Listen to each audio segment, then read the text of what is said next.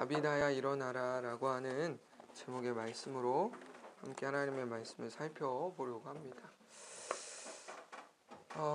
재미있는 흥미로운 책 제목 하나 소개하려고 합니다. 어떤 책 제목이냐면 내가 죽으면 장례식에 누가 와줄까? 라고 하는 책 제목입니다. 책 제목이 뭐라고요? 내가 죽으면 장례식에 누가 와줄까? 의미심장한 제목이에요. 흥미로운 제목이지만 또 굉장히 의미심장한 제목입니다. 생각해 보셨어요? 내가 죽으면 나의 장례식에 누가 와줄까?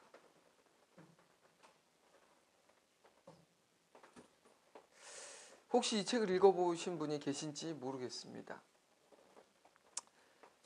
저도 설교 준비를 하면서 우연히 알게 된 책인지라 아직 읽어보지는 못했습니다. 그러니 당연히 저 역시도 여러분들과 마찬가지로 이 책의 내용을 잘 모릅니다.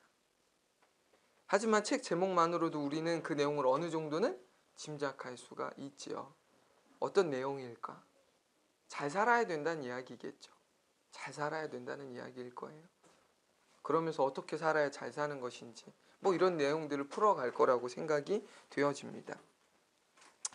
저는 이 책의 제목을 보면서 처음으로 내가 죽으면 과연 누가 나의 장례식에 와줄까라는 생각을 처음으로 해보았습니다.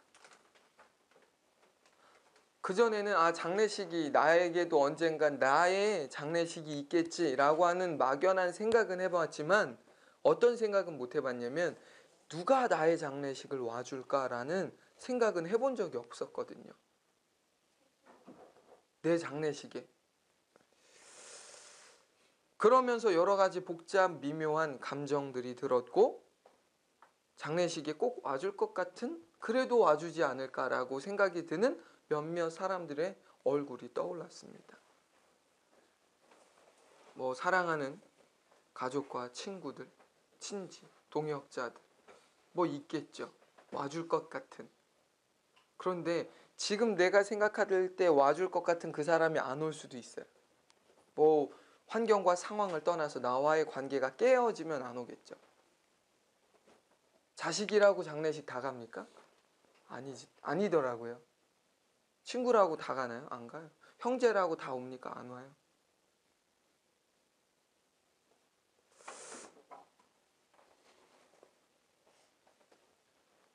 흔히들 장례식에 가보면 그 사람이 어떤 삶을 살았는지를 알 수 있다고들 말합니다. 장례식에 가보면 그 돌아가신 그분이 어떤 삶을 살았는지를 대충 짐작할 수 있다고 말해요. 물론 아이들은 예외겠죠. 그러나 어느 정도 나이가 차서 돌아가신 분들, 사고든 질병이든 간에 돌아가신 분들의 장례식에 가보면 그분이 어떤 삶을 살았는지 말하지 않아도 조금은 느껴져요. 그도 그럴 것이요. 장례식마다 여러분 잘 아시지만 분위기가 천차만별입니다. 정말 달라요. 사랑하는 사람을 더 이상 볼 수 없다는 아쉬움과 슬픔이 있을 수밖에 없는 장례식이지만요. 어떤 장례식은 마치 잔칫집을 연상하게 할 정도로 조문객들도 많고 심지어 기쁨이 넘치는 축제 분위기인 장례식이 있는가 하면 이와는 정반대로 어떤 장례식은 조문객들도 거의 없고 유가족들의 분위기는 삭막하다 못해 살벌하기까지 합니다. 곧 무슨 일이라도 벌어질 것 같은 그런 분위기예요.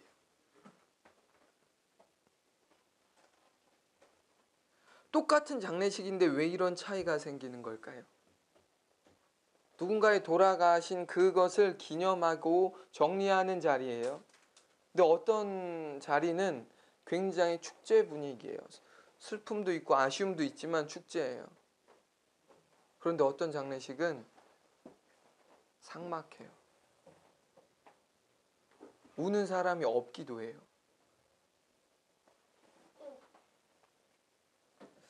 왜 이런 차이가 있을까요? 믿음의 유무일까요? 믿음이 있는 사람의 장례식과 없는 사람의 장례식의 차이일까요? 물론 믿음의 유무가 장례식의 분위기를 결정하는 가장 중요한 요소는 맞습니다. 믿는 사람과 믿지 않은 사람의 이 차이는 결정적으로 다르기 때문에 그렇죠. 하지만 믿음이 있다고 해서 모든 장례식이 밝고 화목한 것도 아니고 반대로 믿음이 없다고 해서 모든 장례식이 무겁고 어두운 것도 아닙니다. 예수님을 믿지 않고 돌아가셨음에도 불구하고 장례식이 밝은 경우가 종종 있는데요. 그것은 유가족들이 예수님을 믿지 않고 돌아가신 것이 무엇을 의미하는지 그 결과를 모르기 때문에 그런 거예요. 그분이 지옥 간 걸 알면 누가 유가족이 행복해 하겠습니까? 아무리 좋은 분이더라도 평생 정말 사람들에게 인정받고 칭찬받고 존경받는 사람이고 정말 그런 덕을 많이 쌓은 분일지라도 그래서 장례식의 분위기가 조문객들도 많고 사람들이 화목한 분위기일지라도 그분이 지옥 간 걸 알면 어느 누가 웃을 수 있겠고 어느 누가 그 축제의 분위기를 누릴 수 있겠어요. 모르니까 그런 거죠. 근데 문제는 뭐냐? 믿는 분이 돌아가셨음에도 불구하고 장례식이 삭막하고 그분의 돌아가심을 아쉬워하고 그래서 찾아오는 사람의 발걸음도 별로 없다라면 한 번쯤 생각해 봐야 될 심각한 문제가 아닐까 라는 생각이 이 책 제목을 통해 생각해 보게 되었습니다.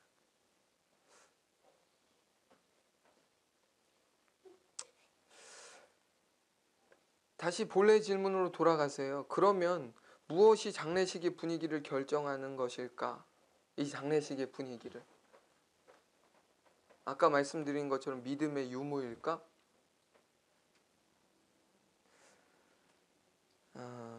그것이 핵심이지만 그것과 덧붙여서 중요한 것이 있는데 그것이 무엇이냐면요. 돌아가신 분이 살아온 삶, 걸어온 인생의 발자취에 따라 확연하게 달라지는 것이 장례식의 분위기다라고 말씀드릴 수 있겠습니다. 그분이 어떤 삶을 살았는지에 따라 달라지는 거예요. 아무리 예수님을 믿던 사람의 장례식일지라도 생전에 그의 삶이 예수님의 향기가 나는 거룩하고 아름다운 삶과는 거리가 멀었다라면 장례식의 분위기는 당연히 무겁고 어두울 수밖에 없으며 장례식장을 찾는 조문객들 역시도 많지 않아 썰렁할 것입니다. 썰렁할 거예요.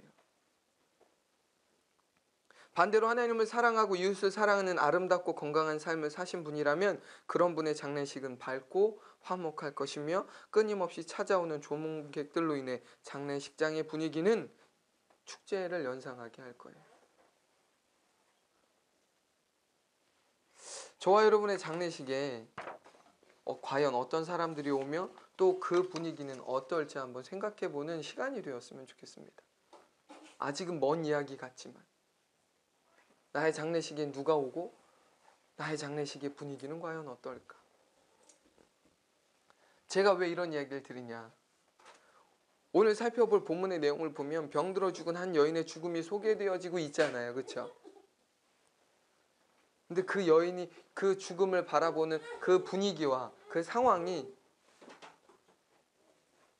우리가 지금 이야기한 것과 매우 이제 연관이 있어서 드리는 말씀이었어요.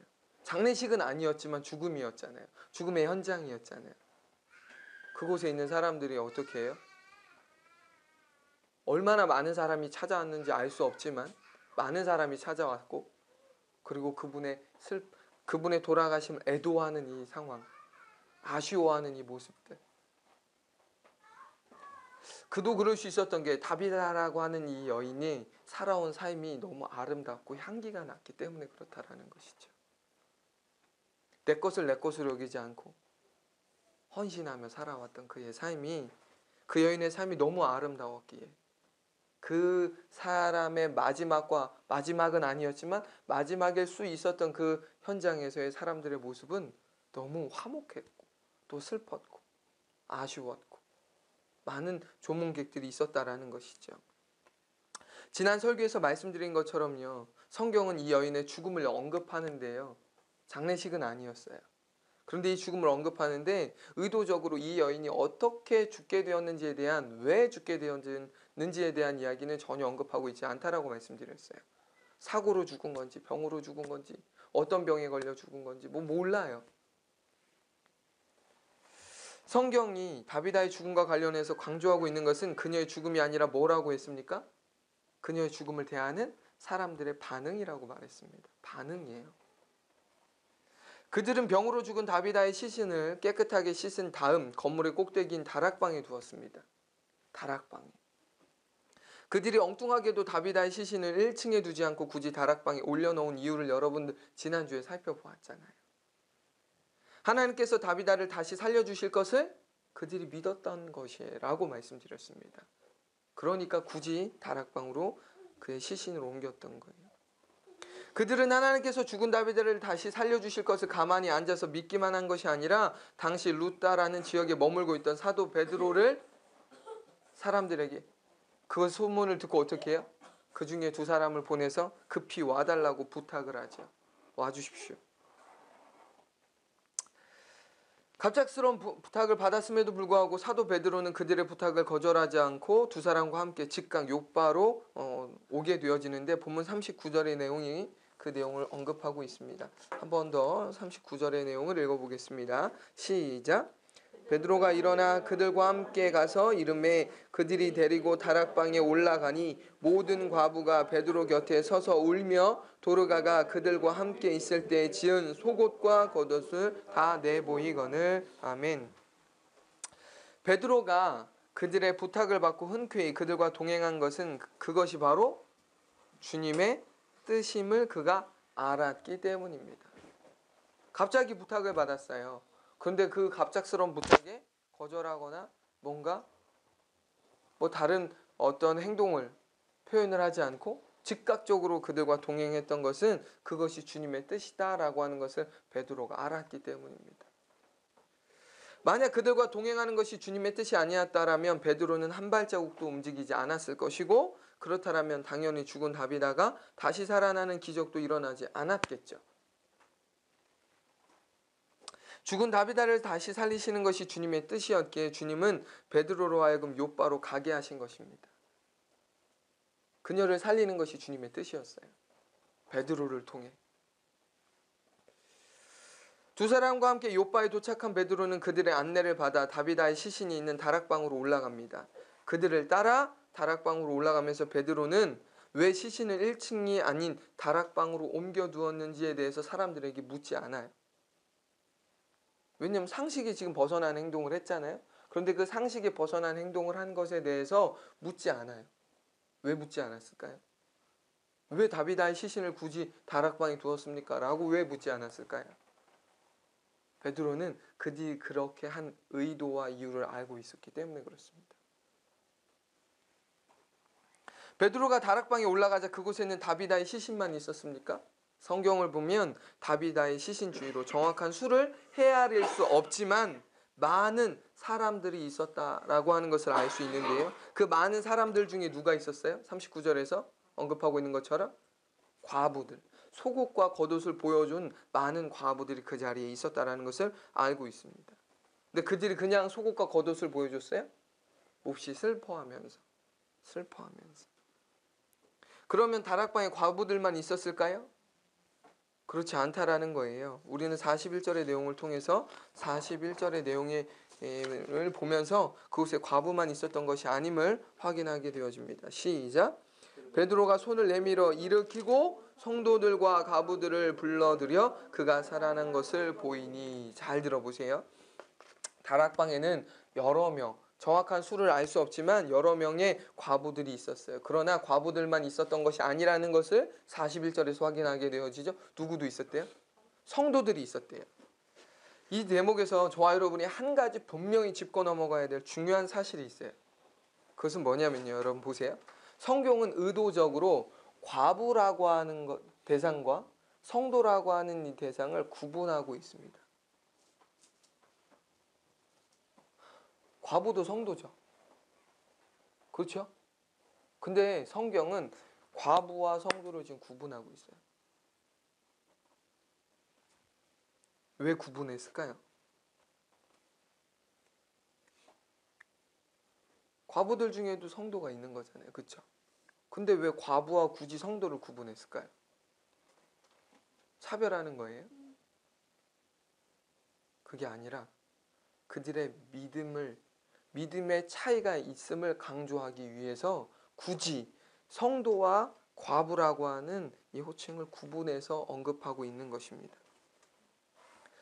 다락방에 있던 과부들이 주님을 믿는 사람들이었는지 그렇지 않은지는 정확히 알 수는 없어요. 그러나 본문의 내용에서 우리가 한 가지 분명히 알 수 있는 사실은 무엇이냐면요. 죽은 다비다의 시신을 1층에서 다락방으로 옮긴 사람들은 과부들이 아니었다는 거예요. 누구였습니까? 성도들이었어요. 그들은 죽은 자도 다시 살리시는 주님의 능력을 믿는 신실한 믿음의 사람들이었습니다. 그렇게 그들은 과부들과 달리 다비다의 죽음 앞에서 뭐 하지 않았을까요? 슬피 울지 않았습니다. 과부들은 뭐 했다고 돼 있어요? 속옷과 겉옷을 보여주면서 슬피 울었다고 돼 있어요. 그러나 성도들은 그런 내용이 있어요? 없어요? 없습니다. 왜 울지 않았을까요? 다시 살아날 것을 믿었기 때문이에요. 끝이 아니라는 것을 알고 있었기 때문에 그런 것입니다. 다비다를 분명히 하나님께서 다시 살려주실 것을 믿고 알았기 때문에 뭐 하지 않는 거예요? 거기서 울지 않았던 거예요. 슬퍼하지 않았던 거예요. 그러나 누구들은 슬퍼하며 울었습니까? 과부들은. 이것이 그들의 믿음의 차이인 거예요.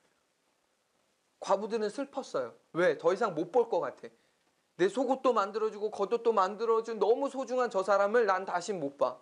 라니 마음에 어떻게 되는 거예요? 미어지면서 눈물이 그냥 왈칵 쏟아지는 거예요. 그러나 성도들도 그런 다비다가 얼마나 귀한 사람인 걸 잘 알지만 왜 울지 않아요? 매정해서 그게 아니라 다시 살아날 텐데 주님께서 다시 살려주실 것을 믿는데 그러니까 눈물이 안 나왔던 거예요. 성도들과 달리 다비다의 죽음을 보며 몹시 슬퍼하던 그 과부들은 베드로를 보자 그에게 생전에 다비다가 만들어주었던 무엇과 무엇을 보여주었다고요? 속옷과 겉옷을 보여주었어요. 그들이 그렇게 행동한 것은 베드로에게 다비다가 하나님과 사람들에게 얼마나 신실하고 진실한 삶을 산 믿음의 사람이었는지를 증명하기 위함이었습니다. 과부들은 알려주고 싶었던 거예요. 이분이 얼마나 특별하고 얼마나 소중한 사람이고 얼마나 대단한 사람인지를 알려주고 싶었던 거예요. 그래서 보여주는 거죠. 말씀드렸잖아요. 지금 우리가 생각하는 속옷과 겉옷의 수준이 아니었다고. 그 정도의 헌신을 할 수 있는 사람은 드물었죠. 한두 사람도 아니고. 이런 사람이 이 사람이 죽었어요 라고 지금 보여주는 거예요. 이렇게 정말 훌륭한 사람이 죽었다라고. 왜 그런 것들을 증명하고 보여줬냐면요. 그도 그럴 것이 생각해 보세요. 베드로는 이전에 다비다라는 사람을 알았을까요? 당연히 몰랐죠. 그런 여인이 있는지도 몰랐을 거예요. 그 사람이 어떻게 산지도 몰랐겠죠. 주님이 가라 하셔서 간 거예요. 이 여인을 알고 간 게 아니라. 과부들을 통해 다비다라는 여인이 어떤 삶을 살았는지 베드로는 그제서야 알았을 거예요. 와, 진짜 훌륭한 사람은 맞구나. 진짜 믿음의 사람이구나. 라는 것을 알았을 거예요. 그렇게 알게 된 베드로가 하는 행동이 뭡니까? 기도하기 시작하는 거예요. 이제는. 기도하는 거예요. 40절 한번 볼까요? 본문 40절. 시작. 베드로가 사람을 다 내보내고 무릎을 꿇고 기도하고 돌이켜 시체를 향하여 이르되 다비다야 일어나라 하니 그가 눈을 떠 베드로를 보고 일어나 앉는지라. 아멘. 방금 저희가 읽은 본문의 내용은 베드로가 다비다를 위해 기도하는 장면인데요. 여기서 저와 여러분이 주목해야 할 것이 있어요. 그것은 뭐냐면요. 베드로의 특이한 행동이에요. 베드로의 행동이 좀 이상하고 특이합니다. 베드로 어떻게 합니까? 죽은 다비다를 위해 기도하는데 어떻게 기도합니까? 그냥 기도했습니까? 어떻게 하죠? 기도하기 전에 뭐 합니까? 먼저 한 사람도 빠짐없이 다락방에서 다 내보내요. 상상해 보세요. 다락방이 원래는 되게 큰 방이에요. 그 다락방에 우리가 생각하는 고가 낮은 다락방 아니라고 말씀드렸습니다. 그 다락방에 얼마나 많은 사람들이 그곳에 있었는지 몰라요? 과부들도 있었고 성도들도 있었다고 분명히 성경이 밝히고 있어요. 기도하러 지금 왔어요. 죽은 다비다 살리라고 말씀하셨으니까. 그러면 그 많은 사람들 앞에서 기도하면 되잖아요. 우리가 병원 가서 아픈 분을 위하여 기도할 때 어떻게 해요, 목사들이? 다 나가라고 합니까? 나가라고 안 해요. 함께 기도하자고 합니다. 과부들에게, 성도들에게 우리 합심으로 기도합시다라고 해야 되는 거예요. 그렇죠? 그런 상황이에요. 근데 그 상황이 어떻게 한다고요? 나가라고 말했다고요. 다락방에서 나가라고 말했다고요. 일반적이지 않은 행동이에요. 나 이제 기도할 거예요. 같이 기도합시다. 간절히 기도합시다. 라고 해야죠. 근데 어떻게 해요? 나가세요. 라고 베드로가 말합니다. 나가라고. 다락방에서 나가라고. 이 내용을 읽으면서 이런 생각해 보셨어요? 왜 나가라고 했을까? 왜 베드로가 사람들을 나가라고 했을까? 이 내용에서 저와 여러분이 알고 있어야 되는 게 뭐냐면요. 지금 베드로가 사람들에게 나가주세요. 부탁합니다. 제발 나가주세요. 라고 말했을까요? 그런 뉘앙스 아니에요. 명령이었습니다. 나가세요. 라고 명령했어요. 이것을 어떻게 할 수 있냐? 우리말 네보네고로 번역된 헬라어예요. 그 헬라어가 뭐냐면 에크발로라고 하는 헬라어인데요. 이 에크발로는 어떤 거냐면 장소와 시간을 나타내는 전치사 에크라고 하는 단어랑 이 동사 나가다, 내쫓다라고 하는 의미의 발로의 합성어예요. 그러니까 밖으로 내보냈어요. 어떻게? 여기 앞에 뭐가 표현돼야 돼요? 강제로. 강제로 내보낸 거예요. 강제로. 베드로가 다락방에 있던 사람들을 부드럽게 나가세요라고 말한 것이 아니라 강제로 밖으로 나가라고 몰아냈다라는 거예요. 성경은 지금. 몰아냈어요. 이 상황을 보셔야 돼요. 기도하기 위해서 왔어요. 부탁받아서. 이것이 주님의 뜻인 줄 알고 이제 다비다의 시신을 앞에서 기도하려고 하는데 어떻게 하는 거예요? 기도하기 전에 나가세요. 다 나가세요라고 말하는 거예요. 이건 명령이에요.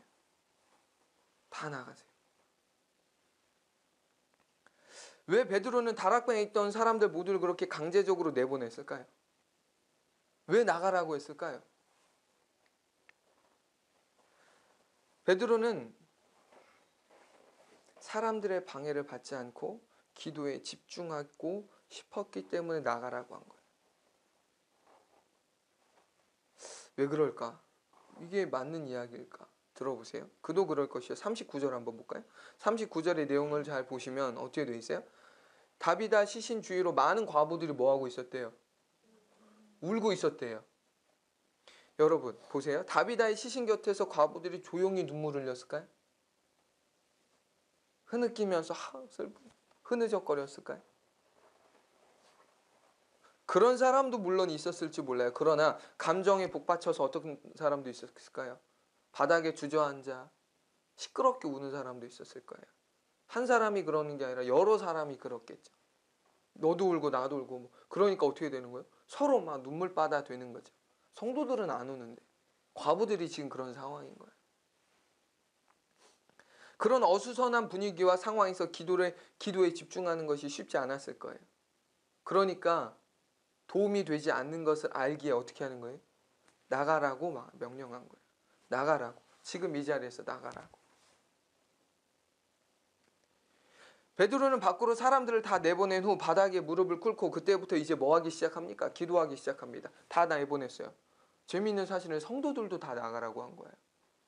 그런 과부들만 내보내지. 왜 성도들은? 같이 합심해서 기도하면 될 거 모르겠어요. 성도들까지 나가라고 했어요.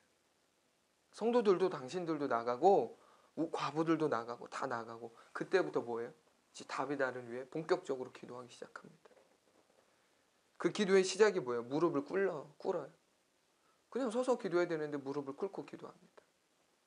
간절히 기도했다라는 것을 의미하는 거예요. 무릎을 꿇고 기도합니다.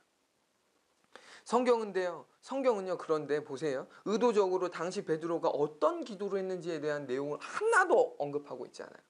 다비다를 위해서 기도한 기도의 내용이 한 절도 소개되어 있지 않습니다. 한 마디도 없어요.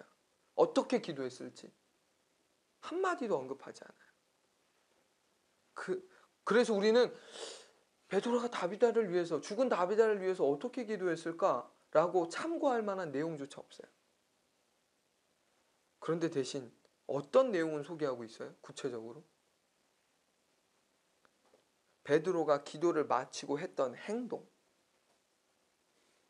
그리고 명령은 구체적으로 언급하고 있습니다. 기도의 내용은 언급하지 않아요. 그게 핵심인 것 같은데. 근데 그 내용은 언급하지 않고 뭐만요? 기도를 마치고 했던 그의 행동과 그의 명령은 아주 구체적으로 언급하고 있다는 거예요. 기도를 마친 베드로가 어떤 행동과 명령을 했죠? 성경 보세요. 우린 성경 안에서 이야기하는 거예요. 어떤 행동과 어떤 명령을 했어요? 첫 번째 행동이 뭡니까? 몸을 다비다의 시신을 향해 돌렸어요. 그렇죠? 그리고 그 다음에 뭐 했어요? 다비다야 일어나라고 명령했습니다. 자 보세요.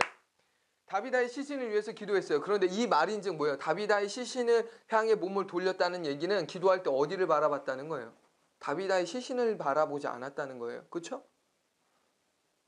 시신과 다른 쪽을 바라보고 있었어요. 기도할 때는. 이것도 특이해요. 그렇죠? 기도할 때 보통 어떻게 해요? 시신이나 환우의 이 몸을 만지거나 보면서 하잖아요. 그런데 그렇게 하지 않고 시신을 향해 있지 않았어요. 그리고 무릎을 꿇고 있었고 그렇게 기도했고 기도한 다음에 어떻게 해요? 몸을 돌려서 그제서야 다비다야 일어나라 라고 말했다는 거예요. 하나하나 따져보면 다 이상해요. 다 특이해요. 우리가 평소에 하는 것과 너무 달라요.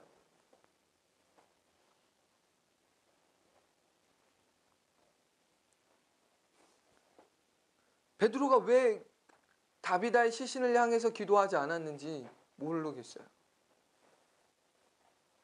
성경은 그 이유를 또 밝히고 있지도 않아요. 그게 핵심이 아니니까. 그런데 몸을 돌리고 그제서야 다비다를 향해서 뭐라고 말했다고요? 일어나 라고 말했다는 거예요. 이것만 이야기하는 거예요. 왜 이게 핵심이니까. 다비다야 일어나라. 그러자 어떤 일이 벌어집니까? 병으로 죽었던 다비다가 자리에서 일어나 앉았다는 거예요. 죽었던 다비다요. 잠자던 다비다 아니고 죽었던 다비다.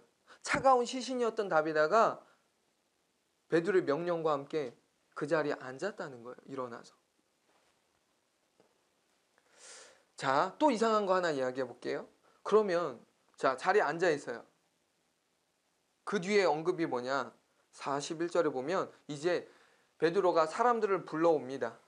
그렇죠? 읽어볼까요? 41절 시작. 베드로가 손을 내밀어 일으키고 성도들과 과부들을 불러들여 그가 살아난 것을 보이니 지금 이 상황을 아시죠? 지금 다락방에 베드로와 시신밖에 없었어요. 그러니까 기도를 마치고 다비다야 일어나라 하니까 다비다가 일어났어요.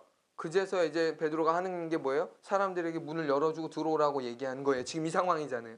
근데 제가 궁금하고 여러분이 궁금하게 바라봐야 될 이상한 행동이 뭐냐면 지금 다비다가 죽었던 다비다가 일어났습니다. 그런데 그 애가 일어난 것은 어떻게 됐냐? 일어나서 앉아 있었어요.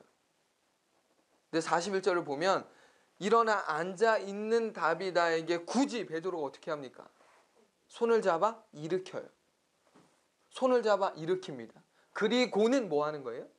문을 열어서 사람들로 하여금 들어오게 한 거죠. 들어와서 보라는 거예요. 지금 다비다 살아났으니까.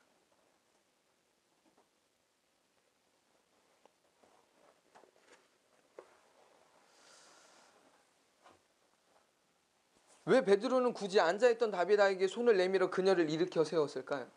좀 살아나서 앉아있는데 왜 굳이 손을 내밀어서 일으켜 세웠을까요?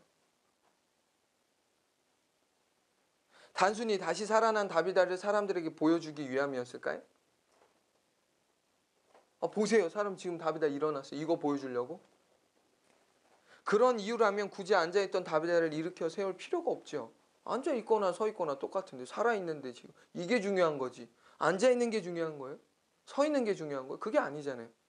그런 이유는 아니었어요. 그러면 왜 베드로가 그렇게 했을까요?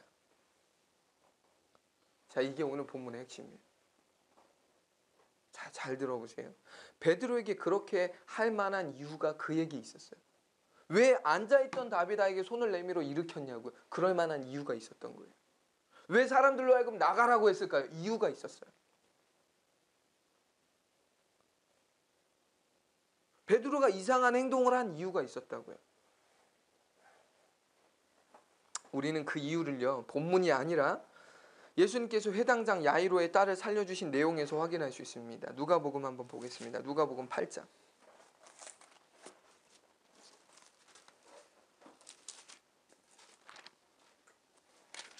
이상한 행동은 이유가 있는 거예요. 성경에서. 그냥 왜 그랬지? 라고 볼 게 아니라 그 이유가 있어요.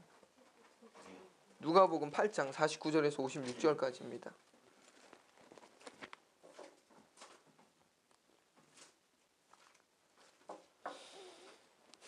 자, 읽어볼게요. 시작. 아직 말씀하실 때에 회당장의 집에서 사람이 와서 말하되 신의 딸이 죽었나이다. 선생님을 더 괴롭게 하지 마소서 하거늘 예수께서 들으시고 이르시되 두려워하지 말고 믿기만 하라. 그리하면 딸이 구원을 얻으리라 하시고 그 집에 이르러 베드로와 요한과 야고보와 아이의 부모 외에는 함께 들어가기를 허락하지 아니하시니라. 모든 사람이 아이를 위하여 울며 통곡하매 예수께서 이르시되 울지 말라. 죽은 것이 아니라 잔다 하시니 그들이 그 죽은 것을 아는 고로 비웃더라. 예수께서 아이의 손을 잡고 불러 이르시되 아이야 일어나라 하시니 그 영이 돌아와 아이가 곧 일어나거늘 예수께서 먹을 것을 주라 명하시니 그 부모가 놀라는지라. 예수께서 경고하사 이 일을 아무에게도 말하지 말라 하시니라. 아멘. 회당장 야이로라는 사람이 방금 읽은 본문의 내용이 소개되어지고 있는데 그 사람에게 어떤 딸이 있었어요? 몇 살? 12살 된 딸이 있었다라고 말합니다. 12살 된 딸. 그런데 중요한 건 뭐예요? 성경이 말하고 싶은 것은 12살 된 딸이 그에게 있었는데 그 딸이 지금 죽게 되었다는 거예요. 그 아이가 병에 걸려서 죽게 된 것인지 아니면 사고가 생겨서 죽게 된 것인지 아무것도 언급하지 않아요. 결과만 얘기합니다. 죽게 되었다. 그렇게 우리는 그 어린 딸 아이가 왜 죽게 되었는지 구체적인 이유를 여기서도 알 수 없어요. 다비다가 그랬던 것처럼. 똑같아요. 몰라요. 성경은요, 언급하고 싶은 것만 언급해요. 필요한 것만 언급해요. 핵심만 언급해요. 우리가 몰라도 되고 본문의 해석에 직접적인 관여가 되지 않는 내용이라면 언급하지 않아요. 의도적으로. 그래서 여기서도 의도적으로 이야기하지 않아요. 중요한 것은 무엇이냐? 죽어가는 딸을 위해 아버지 야이로가 예수님을 찾아가 도움을 요청했다는 것이고, 더욱 중요한 사실은 예수님께서 야이로의 간청을 거절하지 않으시고 죽어가는 딸이 있는 그의 집을 방문하기로 하셨다는 거예요. 지금 내용의 흐름이 뭐하고 되게 비슷해요? 다비다. 베드로가 다비다 사건하고 매우 닮아 있다라는 거예요. 계속해서 볼게요. 문제는 예수님께서 야이로의 집에 도착도 하기 전에 뭐 했다는 소식을 종을 통해 듣게 됩니까? 딸이 죽었다는 거예요. 당신의 딸 죽었습니다. 라고 말하는 거예요. 지금 아파서 가려고 했어요. 죽어가는 아이 살리려고 가려고 하는 그 상황에 가던 이 과정 중에 아이가 죽었다는 거예요.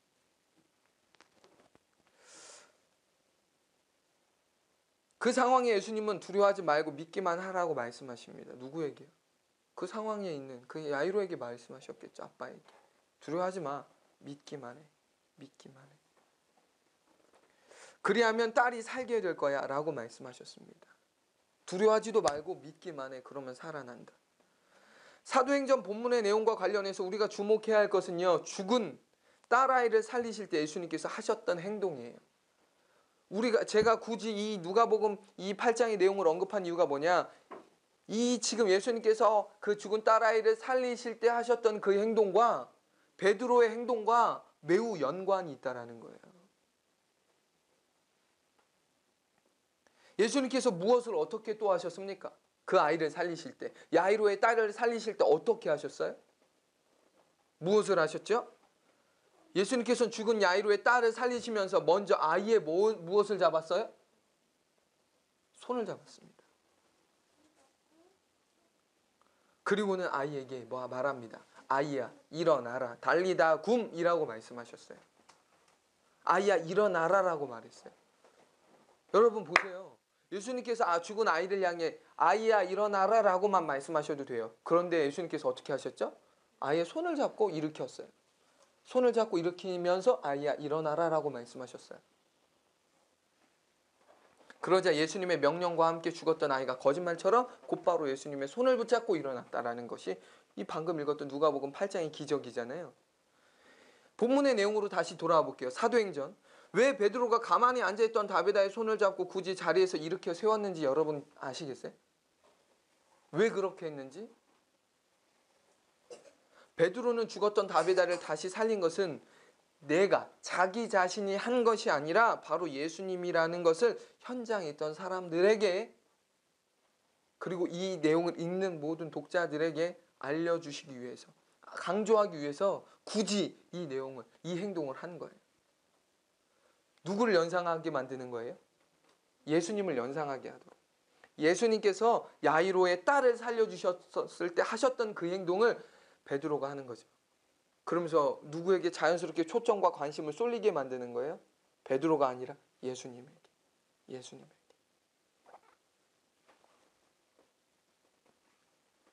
베드로가 굳이 그렇게 한 것은 마땅히 하나님께 돌아가야 할 영광을 자칫 자기 자신이 가로채지는 않을까 하는 마음에 그렇게 한 것입니다. 사람들이 어떻게 할까요? 와, 베드로가 진짜 사람 살렸어. 다비다 살렸어. 라고 할 수 있잖아요. 와, 베드로 대단하다. 진짜 하나님의 사람 대단하다. 특별하다. 라고 말할 수 있잖아요. 그런 사람들의 관심과 칭송을 누구에게로? 철저히 예수님께로 향하도록 하기 위해서 내가 한 게 아니라 난 지금 예수님이 하신 그대로 내가 따라했을 뿐이야. 라고 하는 걸 보여주는 거예요. 하나하나 다 디테일하게. 나가 시끄러워서만 아니에요. 앞서는 제가 시끄러워서라고만 이야기했지만 지금 이 내용에서 같이 볼 때는 시끄러워서만 아니에요. 예수님께서도 어떻게 하셨어요? 베드로와 요한 그 특별한 세 제자 외에, 부모 외에 다 나가라고 했고, 그런 내용을 지금 베드로가 알고 있었기 때문에 어떻게 하는 거예요? 그런 식으로 하는 거죠. 나가고 내보내고 철저히 무릎 꿇고 기도하면서 다시 살아난 다비다의 손을 잡고 일으켜 세웠던 하나하나의 내용이 다 누구예요? 예수님이에요. 내가 아니라 예수님이야. 예수님이 하신 거야. 그러니까 당신들은 나를 주목할 필요가 없어. 누가 말한 것처럼, 사도 바울이 말했던 것처럼. 왜 나를 주목하십니까? 기적 보고 사람들이 바울을 막 대단하다고 칭찬하고 칭송할 때 내가 한 게 아니라 부활의 주님이 하신 거다 라고 말했던 것처럼, 베드로는 지금 행동 하나하나를 통해서 뭘 하고 싶은 거예요? 예수님이 하신 거다 라고 말하는 거예요. 예수님이 하신 겁니다. 오늘 이 말씀을 우리가 주목해야 될 이유가 있어요. 이 말씀을 통해 저와 여러분이 기억해야 될 것이 있어요. 그것이 무엇이냐면요, 하나님의 일을 하면서, 하나님을 믿는 우리가 삶을 살면서 하나님의 일을 흔히 사역이라고 하는데, 그 사역을 하면서 주의하고 조심해야 될 것이 있습니다. 그것은요, 마땅히 하나님께 돌아가야 될 영광을 가로채는 거예요. 누가요? 하나님의 일을 하는 사람이 하는 것입니다. 그 일을. 하나님을 믿지 않는 사람은 하나님께 돌아가야 될 영광을 가로챌 수도 없어요. 근데 하나님을 믿는다는 목사가 무엇하길 제일 쉽냐? 하나님께 돌아가야 될 영광과 관심과 초점을 누구가 받는 거예요? 스포트라이트를? 목사가 받고, 선교사가 받고, 집사가 받고, 장로가 받고, 그 하나님의 사람들이 그 영광을 가로채는 거예요. 내가 기도해서, 내가 헌신해서, 내가 순종해서, 내가 전도해서, 내가 뭐 해서 됐다는 거예요. 여기까지 올 수 있었다고 말하는 거예요. 하나님 했다고 말하죠. 그런데 그 앞에 붙여지는 전제가 뭐예요? 내가예요, 내가. 하나님의 일을 하면서 그렇기에 우리가 끊임없이 조심하고 주의해야 될 게 뭐냐? 내가 기도를 했더니 하나님이 이렇게. 맞아요. 팩트예요. 사실입니다. 그러나 거기서 무엇이 계속 강조되면 안 되냐? 내가 해서 된 건 아니라는 거예요. 그러면 사람들은 어떻게 여길까요? 저 사람이 대단하다라고 보겠죠. 기도하는 저 사람이 대단하고 저렇게 전도하는 열심히 있는 저 사람이 대단하니까 뭐 하는 거예요? 그 사람을 특별하게 여기는 거예요. 이게 뭡니까? 이게 신격화예요. 한국교회 신격화가 얼마나 심각한지 아세요? 작은 교회는, 우리처럼 작은 교회는 신격화가 될 게 없어요. 목사가 뭐 여러분이나 저나 비슷해요. 봤을 때. 근데 어느 정도 정말 대형 교회라고 소위 말하는 그 대형 교회에서 사람들은 목사님을 어떻게 여깁니까? 대단하게 여깁니다. 특별하게 여깁니다. 심지어 어떤 목사님은요, 실명을 거론하진 않을게요. 엘리베이터 같이 탈 때 성도들이 깜짝깜짝 놀란대요. 목사님. 영광으로 여긴다는 거예요. 목사님과 한 테이블에서 식사를 하는 것도 영광스럽게 여기고 목사님과 한 엘리베이터를 타는 거에 놀랐대요. 전 그 이야기를 들으면서 놀랐어요. 와, 그럴 수도 있구나. 그분들에게 있어서 그 목사는 뭐예요? 하나님이에요.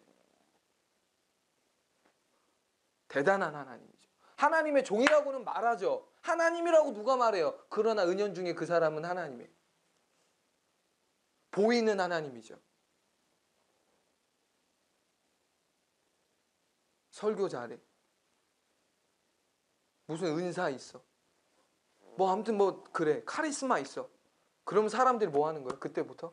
하나님을 바라보고 하나님께 관심을 둬야 되는데 하나님의 종, 하나님의 도구인 사람에게 관심이 쏠리기 시작하는 거예요.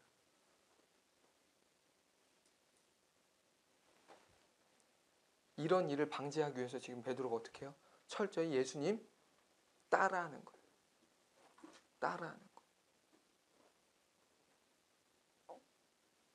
우리가 이 말씀 앞에서 기억해야 될 것. 하나님의 일을 하는 우리가 기억해야 될 거 뭐냐? 조심해야 될 거 뭐냐? 사람들의 관심과 초점과 그런 모든 것들을 나에게 쏠리지 않도록 미연에 방지하는 거예요. 미연에 방지. 사람들은요,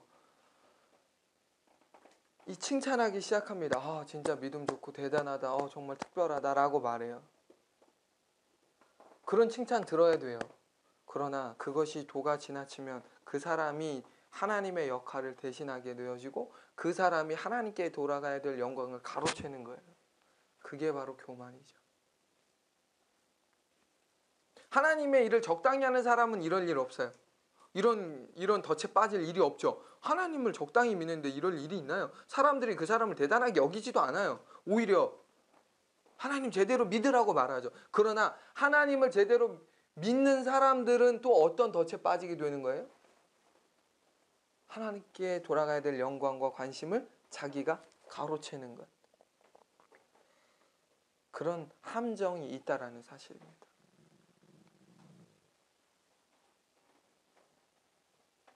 그래서 자꾸 누군가의 이름이, 누군가의 그 무엇이, 누군가가 집중되어지고 그런 것들은 성경적으로 결코 건강하지 않아요. 그 사람이 없으면 또 다른 하나님의 사람이 그 자리를 자연스럽게 채우는 거예요. 세례자 요한이 그래서 특별한 거죠. 그런 의미에서 자기의 주제를 정확하게 알았던 거예요. 나는 아무것도 아니라는 거죠. 나는 메시아 아니야. 나는 그분의 길을 예비하는 사람이야. 광야에 외치는 소리일 뿐이야. 나는 아무것도 아니야. 날 주목하지 마. 나는 그분의 신발끈 매기도 부족한 사람이니까. 이게 우리 하나님의 일을 하는 사람이 가져야 될 마음가짐이고 정체성이다라는 사실. 나를 향한 박수, 나를 향한 관심과 칭찬을 오직 하나님께 돌려드리는. 내가 잘나서, 내가 기도해서, 내가 뭐해서 된 거 아니니까. 주님이 뜻하신 바 있어서 여기까지 오게 하신 것이고 나를 사용하신 것이지 내가 한 것 아무것도 없고 내가 할 것도 없고 내가 받아야 될 것도 없으니까. 이런 마음가짐이 하나님의 일을 하는 사람들에게 매우 매우 필요하다라는 사실을 오늘 우리가 이 말씀을 통해서 확인하게 되어지는 거예요. 하나님의 일을 하셔야 됩니다. 그런데 하나님의 일을 하실 때 이 함정에 빠지지 않도록 우리가 날마다 경계해야 되는 거예요. 내게 주신 달란트. 말은 하나님의 종인데 하나님의 역할을 대신하는 그분의 영광을 내가 대신 누리는 그런 일이 있지 않도록. 특별히 누가요? 제가요. 여러분들보단 제가 훨씬 더 그런 함정에 빠지기가 쉽겠죠. 저를 특별히 여기지 마세요. 전 아무것도 아니니까. 존중만 해주세요. 다른 거니까. 그러니까 저는 이 말씀을 보면서 나에게 꼭 필요한 말씀이다. 나에게 주시는 말씀이구나. 를 느끼게 되었어요. 이 함정에 빠지기 너무 쉬우니까. 이 말씀을 통해서 저와 여러분에게 각자에게 주시는 말씀이 있다고 믿습니다. 이 말씀을 통해서 더욱 정말 겸손한 예수님의 작은 그림자와 같은 사람들, 우리가 주목받는 것이 아니라 우리를 통해 그분이 자연스럽게 주목되어지고 집중되어질 수 있는 우리의 삶, 우리의 사역이 되어지기를 예수님 이름으로 축원합니다. 아멘. 아멘.